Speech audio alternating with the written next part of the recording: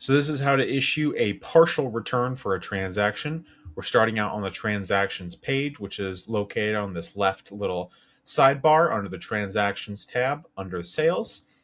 And we have this top transaction here, which was a payment type credit for 74.82. We can go to the left on the actions column here and click on the green open button, which will open a transaction details page.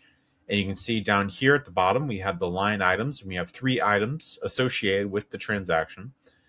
And because this was a credit transaction, we will issue a credit return, which you do that by going to the top right and hitting this credit return button right next to cash return.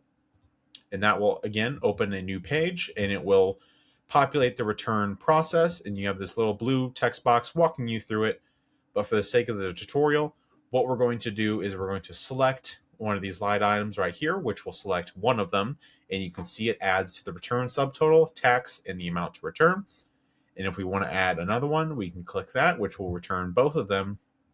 And since this was a vendor item, we're going to also click the return items to inventory page.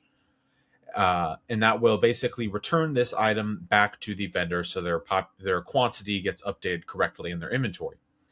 Now, because this transaction was also associated with a customer with our loyalty program, it also populates the customer text box right here with the customer that bought this transaction.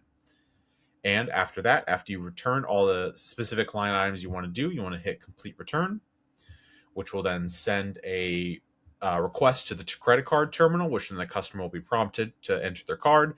And you can see, for the sake of this demo, it just got approved. And you can see all of the information on this right pane right here. That's the terminal response. And then the confirmation up at the top that says transaction approved with the transaction ID.